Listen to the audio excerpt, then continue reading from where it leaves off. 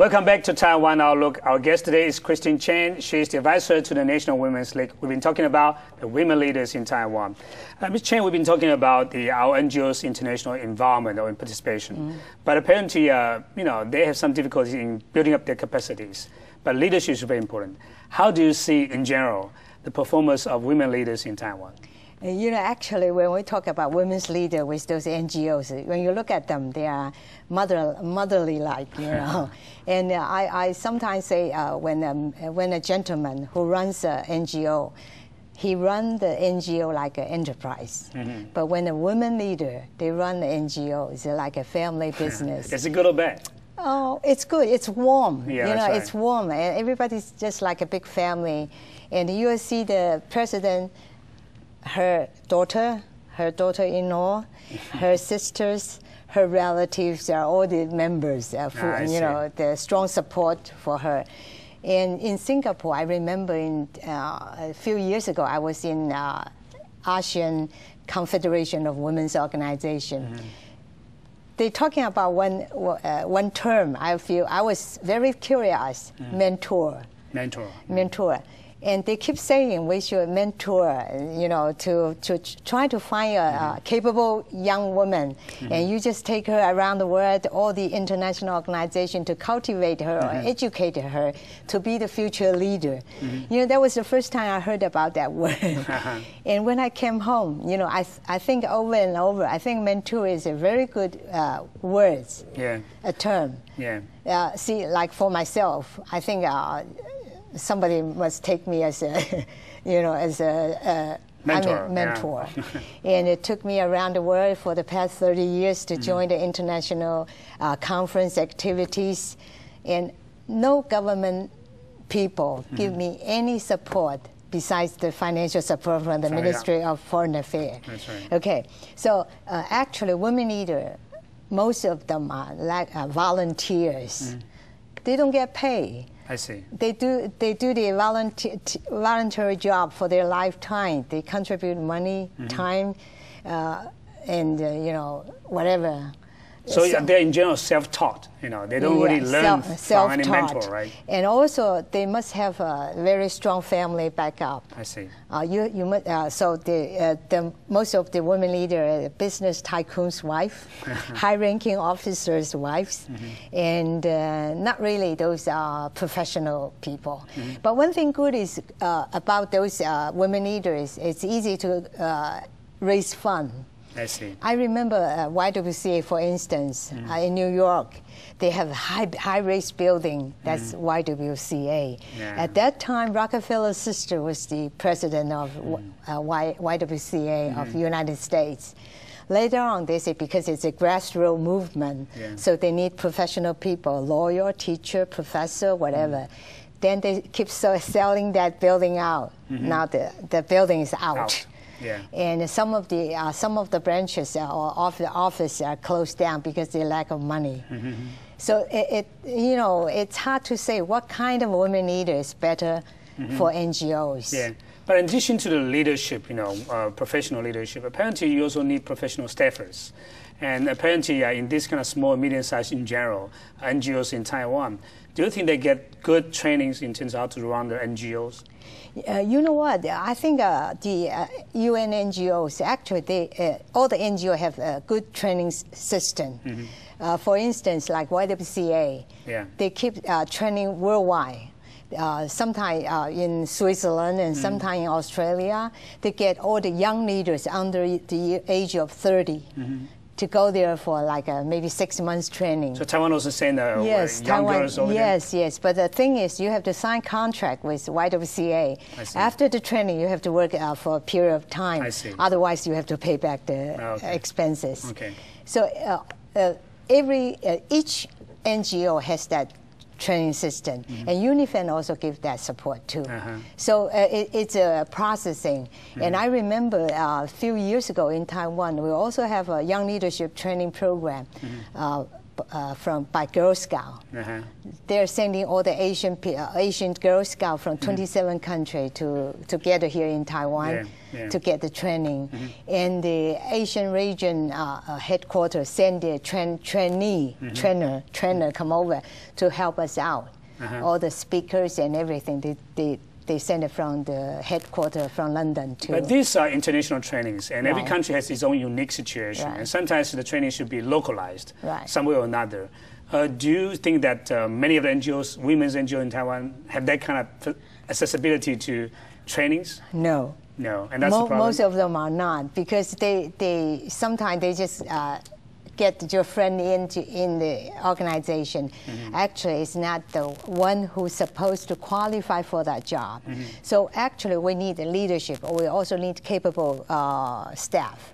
The staff needs training too. That's right. And YWCA has a very good system. Newly graduate from college, after 1 year of experience working with YWCA, they can in charge of the whole one division, Seoul division, and because they can join the international training and go to the international conference.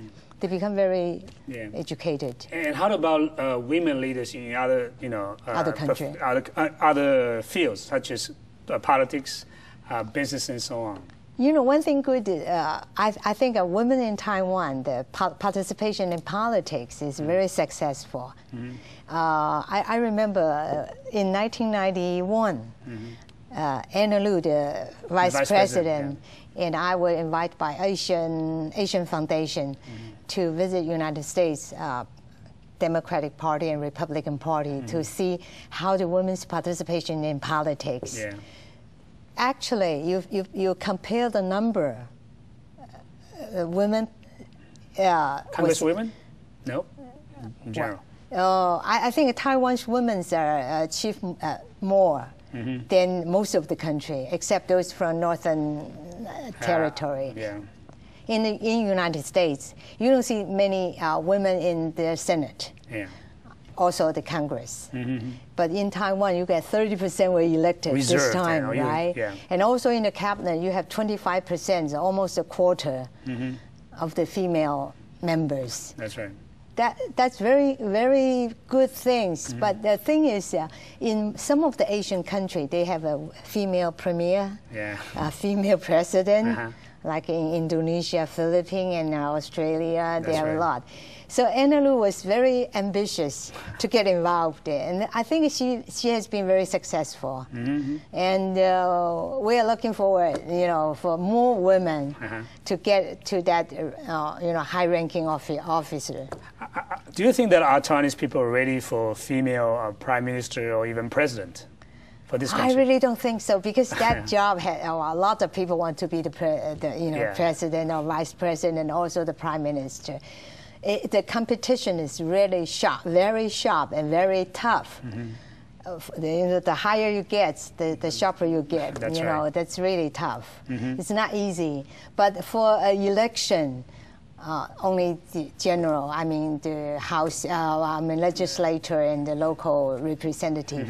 But for the president, I think a long way to go. How about the business community? Do you think that the women are, quite okay to survive in this very tough business environment in Taiwan? Among those NGOs, we have 2 women's NGOs. Are actually were organized by those businesswomen. Once the General Federation of Women Club of United States, the president came over. We were having a dinner together, and when she looked around those business women, big diamonds, very successful dress, they open up their big eyes. I say, well, don't feel surprised, because those are not only business women, those are the women who own business, and they have their own organization. Their own organization is big. I remember one of the leaders who runs that business women's club. For 3 years, she spent about 6 million NT dollars. just to making friends and also souvenirs and go networking, social capital. Right, that's tough.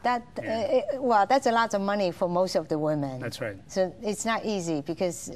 But speaking of money, I think most NGOs are run into problems with raising money, resources. Very bad. Yeah, very difficult, right? Is that more difficult for the women NGO leaders?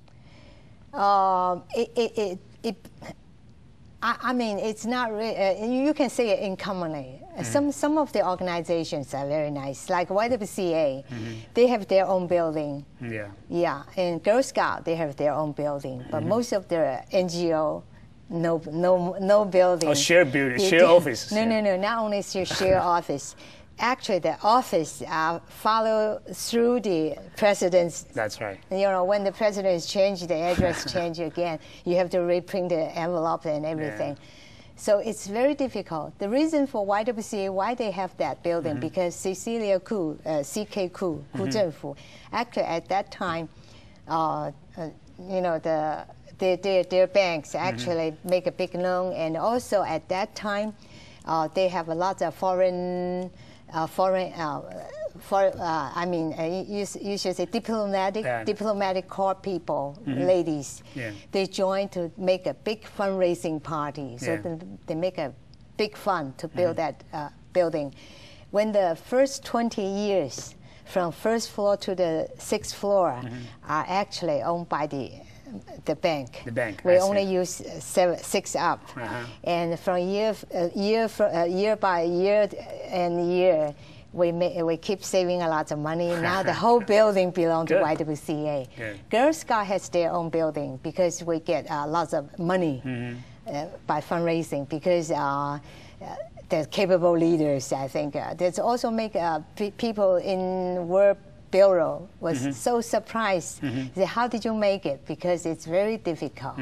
But in comparison to what we were in the past in Taiwan, people didn't like to donate money to the NGOs. It seems to be a trend now that people are more willing to donate money to the NGOs. Do you think that's what's going on now in Taiwan? You have to do you have to do a good job to tell people who you are, what you've been doing, and your credibility is good enough.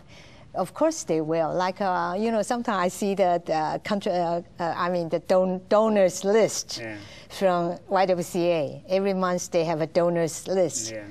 Big, the line up with lots. Some of the donors, they just contribute like 1 million NTs each time. Really? Some of the industry, they also make big contribution too. So it depends on what you've been doing. Like YWCA is a very successful story, and they are just elected to the World Board, and also the Vice President of Asian region. That's not easy because China wants to get in 20 years ago. And now this time, they made it. It's very difficult. It's not easy because we are not UN members. The reason for that, I remember in Korea, one of the president of Girl Scout came to me. She said, you've been with YWCA before? I said, yes. She said, can you tell me, how did they make it? Why they can donate such a big money to the World Board, to the World Organization? Because that's a big money. I remember 2 years later, Cecilia Ku, the honorary president of YWCA, also the buildings, the chief committee chairperson of that committee, building committee, they actually donate 500,000 US dollars. She was awarded International Outstanding Woman Leader by the World Board. I see. So that's not easy because you have to contribute more, either by educational program, or contribution to the international society. That's right. And also your organization, what you've been doing. The whole organization is very healthy. The membership recruiting is also very outstanding. So we definitely have to put yourselves in order to get the support from the society in general. But apparently you mentioned earlier that South Korea government has been very active or proactive in helping South Korean NGOs to be internationalized and try to get them elected somewhere in the headquarters. That's why they have a General Secretary of the United Nations. That's right. So when we come back, we will talk about this kind of partnership between the NGOs and the government. Apparently, some NGOs try to distance themselves from the government, but apparently Taiwan has been isolated internationally, and it's very important for us to go back to the world. And one of the best ways is through the NGOs, and apparently there should be some possibility for cooperation between the NGOs and our government. So don't go away, we'll be right back.